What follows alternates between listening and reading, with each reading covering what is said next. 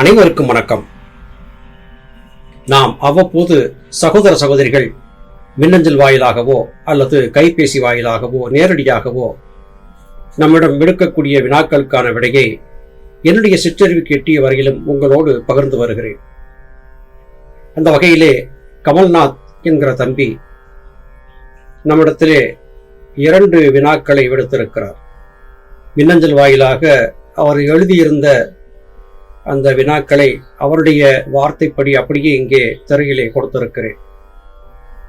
முதல் வினா: வேதங்களில் கூறப்பட்டுள்ள தேவதைகளும் நம் அன்றாட வழிபடும் தெய்வங்களும் மனிதர்களுக்கு தேவையானவற்றை சில வழிபாடுகள் மூலம் நிறைவேற்றி தருகின்றன. இப்படியாக இவர்கள் தீர்த்து வைக்கும் கர்ம வினைகள் இவர்களே தாங்கிக் கொள்வார்களா, அல்லது தன்னிடம் பிரார்த்தித்த மனிதருக்கு இப்பிறவியிலோ அல்லது அடுத்த பிறவியிலும் திரும்பவும் வினையாக வந்து சேருமா? புராணங்களில் கூட தெய்வங்களுக்கே மோட்சம் என்பது கிடைக்காது, ஆனால் மனிதர்களால் அடைய முடியும் என்று கூறப்பட்டுள்ளது.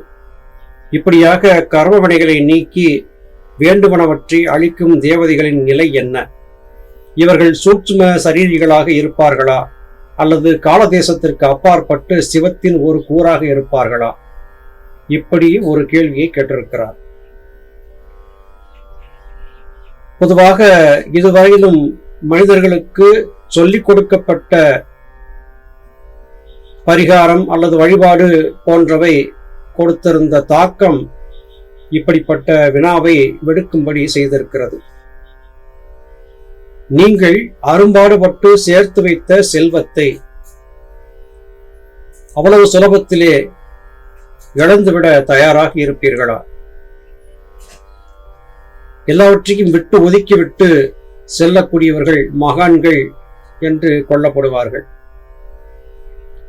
இங்கே சகோதரர் கேட்டிருந்தபடியாக குடும்பங்களை காவல் காத்து நிற்கக்கூடிய தேவதைகள் அல்லது வழிபடு தெய்வங்களாக இருக்கக்கூடிய தேவதைகள், இவைகளை பற்றி வினாவெடுத்திருக்கிறார். பொதுவாக ஆலய வழிபாடுகள் செய்து தங்களுடைய பிரார்த்தனைகளை தங்களுடைய இஷ்ட தெய்வத்திற்கு முறையான படையலோடு வைத்துவிட்டால் அது நிறைவேறிவிடும் என்கிற எண்ணம் இருக்கிறது. நீங்கள் நல்லது செய்தாலும் கெட்டது செய்தாலும், நல்லவராக இருந்தாலும் தீயவராக இருந்தாலும், ஒரு படையலை போட்டு உங்கள் தேவதையிடம் கேட்ட மாத்திரத்திலே உங்களுக்கு கர்ம வினைகளிலிருந்து விடுதலையும் எல்லா விதமான சுகபோகங்களும் கிடைக்கும்படியான ஆசையும் அந்த தேவதைகள் வழங்கிவிடும் என்று கருதி இருக்கிறீர்கள். இது முற்றிலும் தவறான ஒரு புரிதல். நீங்கள் நினைத்திருப்பதை போல எந்த தேவதையும் உங்களுடைய கர்ம வினைகளை வாங்கிக் கொள்ள தயாராக இருக்காது. உண்மையாகவே நீங்கள் வழிபடக்கூடிய தேவதை அல்லது தெய்வம் உங்கள் மீது அன்பு கொண்டிருந்தால் உங்களை சரியான பாதைக்கு திருப்பிவிட்டு திருத்தக்கூடிய காரியத்தை தான் செய்யுமே அல்லாது உங்களுடைய குற்றங்களை உங்களுடைய கர்ம வினைகளை தான் ஏற்றுக்கொள்ளும் என்று கருதக்கூடாது. எந்த தேவதையும் இப்படி ஏற்றுக்கொள்வது இல்லை. மாறாக நீங்கள் செய்யக்கூடிய நல்ல முயற்சிகளுக்கு நல்ல காரியங்களுக்கு பக்கபலமாக இருந்து அதிலே குந்தகம் ஏதும் ஏற்பட்டு விடாதபடியாக உறுதுணையாக இருக்கும் காரியங்களை தேவதைகள் செய்யும்.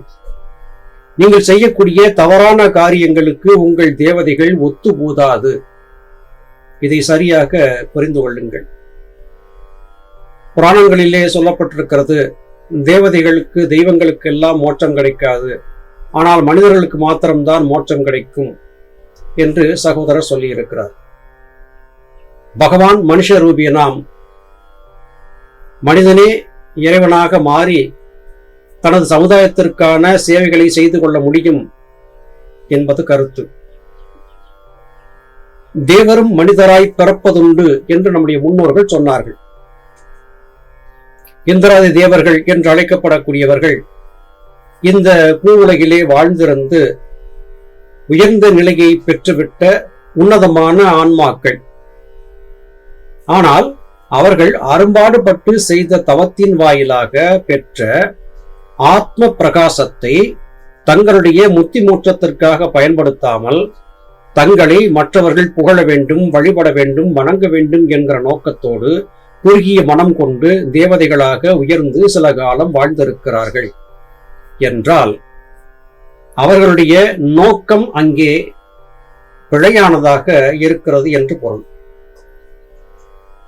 தேவர்கள் ஒரு பெரிய நிலையிலே இருக்கக்கூடியவர்கள். சாதாரணமான மனிதர்கள் குணத்தின் காரணமாக உத்தம குணம், அதம குணம் என்று கொண்டவர்கள். அவர்கள் கடும் தவம் இயற்றி அசுரர்களாக தங்களை உயர்த்தி கொண்டு விட்டால் அவர்கள் பிரம்மா, விஷ்ணு, சிவன் ஆகியோரிடமிருந்து வரங்களை பெற்றுவிட்டால் அது எங்கே தங்களுடைய பதவிக்கு ஆபத்தை விளைவித்து விடுமோ என்று கருதி இந்திரன் முதலாகிய தேவர்கள் தவம் இயற்றக்கூடிய அசுரர்களுக்கு நெருக்கடிகளை கொடுத்தும் அவர்கள் மீது போர் தொடுத்தும் முடிந்தால் அவர்களை அழித்தும் விடுவார்கள் என்றெல்லாம் புராண கதைகளிலே சொல்லப்பட்டிருக்கின்றன. இவற்றையெல்லாம் நீங்கள் நம்புவதாக இருந்தால் சிவன் என்கிற ஒருவர் இருக்கிறார், விஷ்ணு என்கிற ஒருவர் இருக்கிறார், பிரம்மா என்கிற ஒருவர் இருக்கிறார், தேவர்கள் இருக்கிறார்கள், தேவேந்திரன் இருக்கிறான், குபேரன் இருக்கிறான், அஸ்வினி தேவர்கள் இருக்கிறார்கள், அட்டதிக்கு பாலகர்கள் இருக்கிறார்கள் என்றெல்லாம் நீங்கள் நம்பியாக வேண்டும். என்ன செய்வது? இப்படிப்பட்ட கதைகளை சொல்லி காலகாலமாக உங்களை நம்ப வைத்து விட்டார்கள். உண்மை அது அல்ல. பராபரம் சகல உயிர்களையும் சுயமாக சிந்திக்கும்படியாகவே படைத்து அனுப்பி வைத்தது.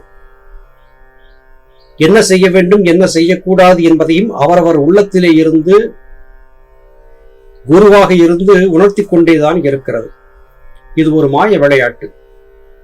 இந்த விளையாட்டிலே சரியாக விளையாடி வெற்றி பெறக்கூடியவர்கள் தான் மதிக்கத்தக்கவர்கள் ஆகிறார்கள். அதை விடுத்து தங்களுடைய இஷ்ட தெய்வங்கள் தங்களுடைய கர்ம வினைகளை வாங்கிக் கொள்ளும், இந்த உலகிலே சுகமாக வாழ்ந்திருக்க வழி செய்யும் என்று சொல்லுவதோ, அல்லது தன்னுடைய கர்ம வினைகளை அந்த தெய்வங்கள் தற்காலிகமாக தண்டனை கிடைக்காதபடியாக தடுத்து நிறுத்திவிட்டு அடுத்த பிறவியிலே துன்பங்களை அனுபவிக்க கொடுத்து விடுமோ என்றெல்லாம் கேட்பது குழப்ப வயப்பட்ட மனநிலையையே குறிக்கிறது. இப்படியெல்லாம் நடப்பதற்கு வாய்ப்பில்லை. உண்மையான தெய்வங்கள், தேவதைகள் உங்களுடைய மனமாற்றத்திற்கும் யோகசாதன முன்னேற்றத்திற்கும் ஊன்றுகோலாக உதவியாக இருக்குமே அல்லாது உங்கள் கர்ம வினைகளை எந்த தேவதையும் வாங்கிக் கொள்ளாது. அப்படி எந்த தேவதையும் ஒருவருடைய கர்ம வினையை வாங்கியதாகவோ, அது காரணமாக அந்த தேவதை துன்பப்பட்டு விட்டதாகவோ, தன்னுடைய சந்ததிகளின் கர்ம வினைகளை எல்லாம் வாங்கி அதனால் ஏற்பட்ட துன்பத்திற்காக அது மறுபடியும் பிறந்ததாகவோ குறிப்புகள் இல்லை.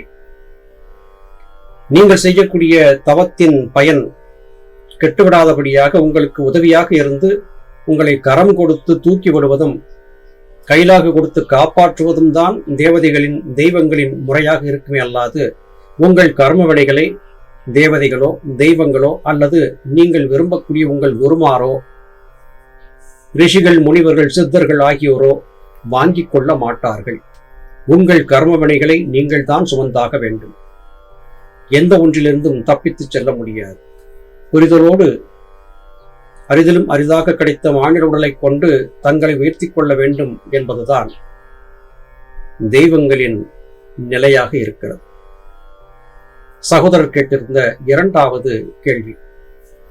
வலையொலியிலே சுவாமி சிவானந்த பரமஹம்சரை பற்றி இரு கருத்துக்கள் உள்ளன. ஒரு சிலர் சுவாமி தன் தவத்தினால் சித்தவித்தை கண்டுபிடித்தார், இது அவர் கண்டுபிடித்த பயிற்சி என்கின்றனர். மற்றவர்கள் சுவாமி பழனியிலே தவம் செய்த பொழுது போகிறவருக்கு குருவாக இருந்ததாகவும் அவரிடமிருந்து யோக பயிற்சி பெற்றதாகவும் கூறுகின்றனர். சுவாமி முற்பிறவியிலே கௌதம ரிஷியாக வாழ்ந்தார் என்று பலவாறு கூறுகின்றனர். இதில் எது உண்மைத்தன்மையுடையது? சுவாமி தான் வாழ்ந்த காலத்தில் இதுபோல் தன் சீடரிடம் ஏதாவது கூறியுள்ளாரா என்று கேட்டிருக்கிறார். சகோதரர் கேட்டிருக்கக்கூடிய இந்த கேள்வி உலா வருவது உண்மைதான். சுவாமி இந்த சித்த வித்தியை தான் பகீரத பிரயத்தனம் செய்து கண்டுபிடித்ததாக சொல்லியிருக்கிறார்கள். இந்த வித்தியை சுவாமி முழுமையாக அறிந்து ஞானம் பெற்றது பழனிமலையிலே இருக்கக்கூடிய பஞ்சவர்ண குகை என்ற இடத்திலே. பழனிமலையிலே அதனுடைய பெருமைக்கும் புகழுக்கும் காரணமாக இருப்பது போகர் என்கிற சித்தருடைய ஜீவசமாதிதான். பழனிக்கு சுவாமி சென்ற காரணத்தால் போகருடைய ஆசியால் தான் இவர் இதை பெற்றிருக்கக்கூடும் என்கிற கற்பனையில் யாராவது சொல்லி இருக்கலாம். ஆனால் சுவாமி பழனிமலையை சுற்றிலும் படுத்து உறங்கிக் கொண்டிருந்த யாத்திரிகர்கள் அருகிலே சென்று அவர்கள் உறங்கும் போது செய்த சுவாசத்தை உற்று பார்த்து கண்காணித்து அதே போன்ற ஒரு சுவாசத்தை தானும் பயன்படுத்தி இந்த வித்தையை கண்டுபிடித்ததாக சொல்லியிருந்தார்கள். சித்த வித்தை என்பது தான் கடுமையாக உழைத்து கண்டுபிடித்தது என்பதை சுவாமி சொல்லியிருந்தார்கள். இங்கே ஒரு கருத்தை சரியாக புரிந்து கொள்ள வேண்டும். அசரீரி என்கிற ஒரு வார்த்தையை பற்றி நாம் அறிந்திருக்கிறோம். நம்முடைய கேள்விகளுக்கான பதிலை நேரடியாக இல்லாமல் மறைமுகமாக பிரபஞ்சம் உணர்த்தி கொண்டே இருக்கிறது. எங்கிருந்தோ வரக்கூடிய ஒரு சொல், ஒரு சொற்றொடர், ஒரு வார்த்தை நம்முடைய வினாவுக்கான விடையாக மாறிவிடக்கூடும். இதை அசரீரி என்று சொல்லுவார்கள். இது காலகாலமாக இருந்து கொண்டிருக்கிறது. நீங்கள் கேட்கக்கூடிய கேள்வி பராபரத்தின் சன்னிதானத்திற்கு காற்றலைகள் மூலமாக அனுப்பி வைக்கப்படுகிறது அல்லது மின் அலைகள் மூலமாக அனுப்பி வைக்கப்படுகிறது. இந்த உலகத்தில் இருக்கக்கூடிய அத்தனை கோடி உயிர்களும் விடுக்கக்கூடிய வினாக்கள் எல்லாம் பராபரத்தை சென்று சேர்ந்து கொண்டேதான் இருக்கிறது. பராபரம் பதில் சொல்லிக் கொண்டேதான் இருக்கிறது. தகுதி வாய்ந்தவர்கள், தக்கவர்கள், திறன் பெற்றவர்கள் அந்த வினாவுக்கான பதிலை பராபரம் சொல்லியதை உள்வாங்கி கிரகித்து அதை உணர்ந்து கொள்கிறார்கள். ஏனையவர்கள் இந்த பதில் செய்தியை கிரகிக்க முடியாமல் ஏமாந்து போகிறார்கள். திருவள்ளுவனாயினார் சொல்லிய ஒரு குறட்பா இங்கு ஒப்பு நோக்கத்தக்கது. எண்ணிய எண்ணியாங்கு எய்துவை எண்ணியர் திண்ணியராக பெறின் என்பது அந்த குறட்பா. நீங்கள் எதை நோக்கி பயணிக்கிறீர்களோ அது உங்களை நோக்கி வரும். எதை நீங்கள் அடைய விரும்புகிறீர்களோ அதை நீங்கள் நிச்சயம் அடைந்தே தீருவீர்கள் என்று நம்முடைய முன்னோர்கள் நமக்கு சொல்லிக் கொடுத்தார்கள். சுவாமி ஒரே மூச்சாக மரணம் என்றால் என்ன, இதை மாற்றும் வழி என்ன என்பதை பற்றி கண்டுபிடித்தாக வேண்டும் என்று விடாப்பிடியாக முயன்று கொண்டிருந்தார். சுவாமியின் இந்த வேண்டுகோளுக்கு இணங்கி பிரபஞ்சம் அல்லது பராபரம் தன்னுடைய பதிலை சொன்னது. அப்படி பிரபஞ்சம் சொன்ன பதிலின் குரல் போகமாமுனிவருடைய குரலாகவும் இருந்திருக்கக்கூடும். எங்கிருந்து என்ன பதில் வருகிறது என்பது எவருக்கும் தெரியாது.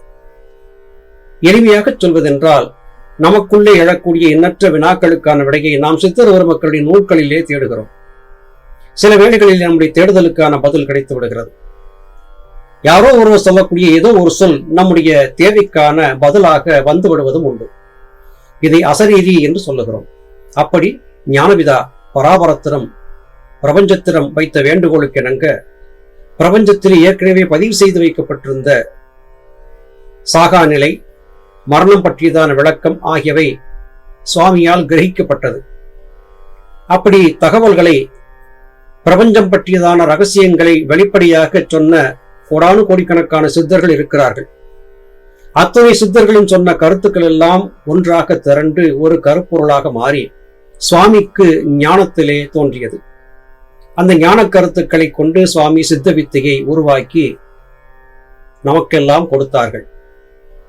இங்கே சுவாமி சொல்லிய இந்த கருத்துக்கள் அனைத்து சித்தர்களும் அறிந்திருந்த அதே கருத்துத்தான். நாம் எண்ணற்ற சித்தர் பெருமக்களுடைய பாடல்களை வாசித்து அதற்கான பொருள் விளக்கத்தை சொல்லும் போது ஞானபிதா சுவாமி சிவானந்த பரமஹம்சர் அவர்கள் சொல்லிய கருத்துக்கள் இந்த சித்தர்களுடைய பாடல்களிலும் இருக்கின்றன என்பதை அவ்வப்போது நிறுவி வந்திருக்கிறோம். அப்படியென்றால் சுவாமியின் வேண்டுகோளுக்கு, சுவாமியின் பிரார்த்தனைக்கான பதில் அண்டவெளியிலே இருந்த அனைத்து சித்தர்களின் குரலாக ஒலித்தது. மோகர் மாத்திரமல்ல, நமக்கு முன்பு வாழ்ந்திருந்த அனைத்து சித்தர்களும் சொல்லிய கூற்றுக்கள் சுவாமிக்குள்ளே ஞானமாக கிளர்ந்து எழுந்தது. இப்படித்தான் சுவாமி ஞானத்தை பெற்றிருக்க வேண்டும் என்பது என்னுடைய தனிப்பட்ட தாழ்மையான கருத்து. இந்த கருத்தை ஏற்பவர் ஏற்கலாம், மறுப்பவர் மறுக்கலாம். நான் புரிந்து கொண்டதை உங்களிடத்தில் இங்கே சொல்லுகிறேன்.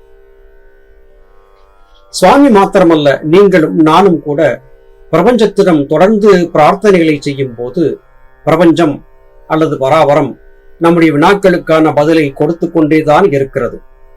நாம் கொஞ்சம் காதுகளை கூர்மையாக தீட்டிக் கொண்டால், கண்களை தெளிவாக பார்க்க பழகிக் கொண்டால், உணர்வுகளை சீராக்கி வைத்துக் கொண்டால் நம்மாலும் இந்த தகவல்களை கிரகிக்க முடியும். எல்லாவற்றையும் நாமேதான் கண்டுபிடிக்க வேண்டும் என்று கருதி இருப்பதை காட்டிலும் ஏற்கனவே கண்டுபிடித்து சொன்ன மகான்களின் கூற்றுக்களை உள்வாங்கி அவர்கள் வழியிலே நடப்பது எளிதான காரியமாக இருக்கும். ரிஷி மூலம் நதி மூலம் பார்க்காதே என்று நம்முடைய முன்னோர்கள் சொல்லி இருக்கிறார்கள். நதி மூலம் கண்டவன் தலைமூழ்க மாட்டான், ரிஷி மூலம் கண்டவன் ஞானம் பெற மாட்டான். சுவாமி சொன்ன கருத்துக்கள் நம்முடைய சொந்த அறிவை கொண்டு ஆராய்ந்து பார்க்கும் போது சரியாக இருக்கின்றனவா, அதன்படி பயணிக்கும் போது நமக்கு நன்மை கிடைக்கின்றதா என்ற அளவிலே மாத்திரம் இதை புரிந்து கொண்டால் போதுமானது. சுவாமி தானாக கண்டுபிடித்தாரா அல்லது வேற யாராவது அவருக்கு கொடுத்தார்களா என்கிற ஆராய்ச்சி நமக்கு தேவையில்லை. அடிப்படை புரிதல் என்பது இருந்துவிட்டால் இந்த குழப்பங்களுக்கான விடை கிடைத்துவிடும். ஏதோ எனக்கு தெரிந்த வரையிலும் சகோதரருடைய கேள்விக்கான பதிலை சொல்ல முயன்றிருக்கிறேன். நான் சொன்ன கருத்துக்கள் இறுதியானது என்று வாதிட நான் விரும்பவில்லை.